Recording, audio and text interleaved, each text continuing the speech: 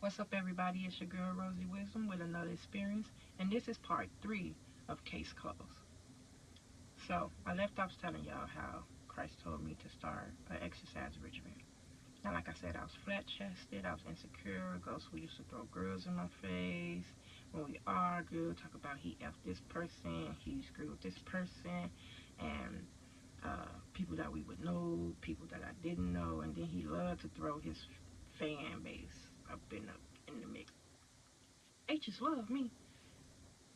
Mugs love me. All this extra stuff, I could care less.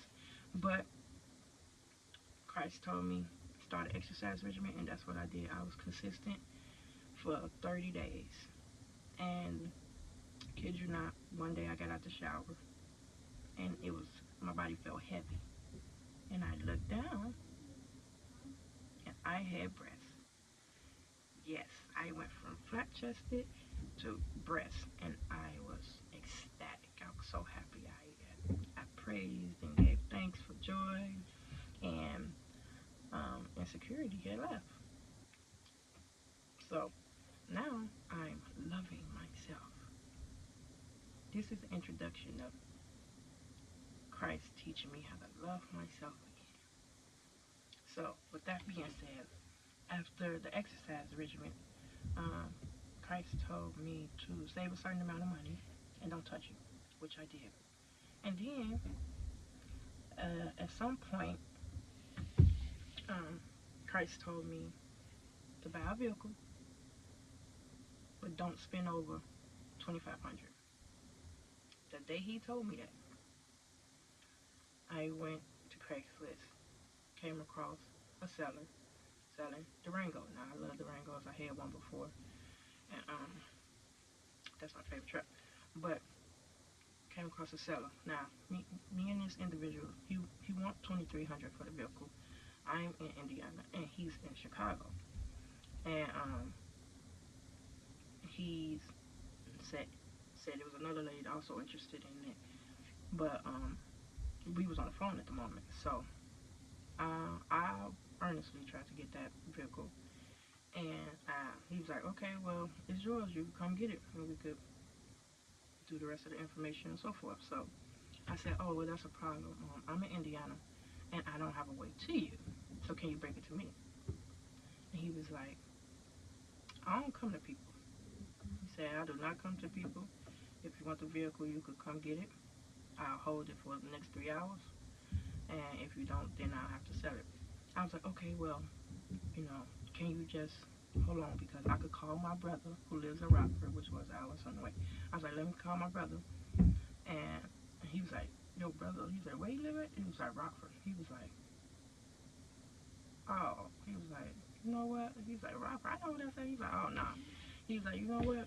I'm going to do something I ain't never did before. I'm going to take a chance on you, and I'm going to come bring it to you, because you're only 30 minutes away from me. And I said, I was also grateful. I was like, okay. I said, I want to let you know that I am a young female. I do have a tattoo on my face, but I am not a gangster. I am not a thug. I'm a spiritual gangster, but I'm not who I look like I may be on the outside. I said, I'm a single mother, and so forth. And he said, all right, I trust you. And that's what it was. So, moving forward, he came, funds was exchanged, VNs was checked, a quick the test drive in Indiana, pulled up back to the house, did all this without Charles even knowing. He was highly upset that I didn't involve him in my plans, even though we were separated, living in the same house, but not together. In everything you do, I was happy I had already named it. And he had nothing good to say about it or whatever, but it wasn't for him. It wasn't about him. And I felt good doing something without consulting with him for once. Getting his opinion. Because if it was up to him, I would have never did it. He would have said, did everything. Well, he had showed what he would have did when I got it. Started naming all the bad things about it. A little rust spot on the back, but it was my baby. I had a vehicle. And he was just being negative about it when I pulled up with it. So, I'm not making up anything on him. That's just what it was. And that was that. So after the vehicle, kid you not, I still had the money saved.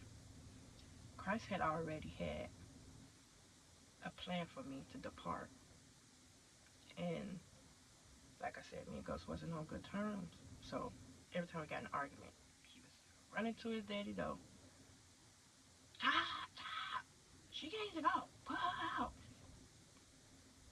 He didn't even make a blast. She talking about mom. All this extra stuff. So he would like to talk about. Charles would like to throw my mom, like talk about my family and things of that nature. This one particular argument. And at the time his mom had passed. And he would like to call my mom on all type of drug heads and stuff like that. So I was like, I said something about his mom.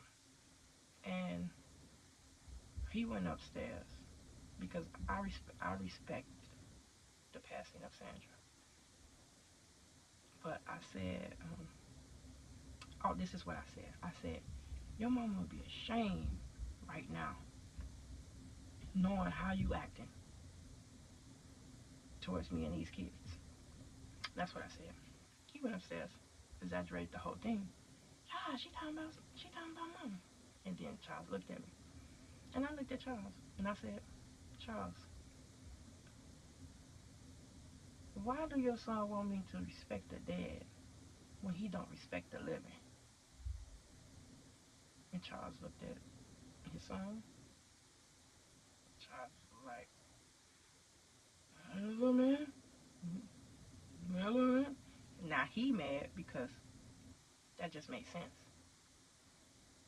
He would hear his son downstairs talking all that mess, being all loud and outrageous. He hear him, never interfere, unless it got physical. Sometimes he still wouldn't interfere.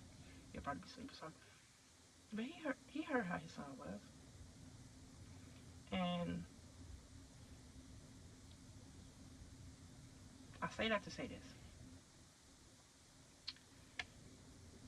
Christ started sanctification in me, taught me how to love myself again, and gave me a plan, an exit plan to depart from Egypt.